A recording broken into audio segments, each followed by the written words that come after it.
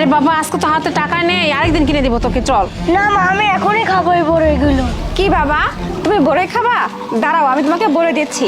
আর madam, আপনার কাছে টাকা নেই তাতে কি হয়েছে? আপনার ছেলে বড়ই খাইতে চাইছে না, দাঁড়ান আমি এমনিতে আপনার ছেলেকে বড়ই দিচ্ছি।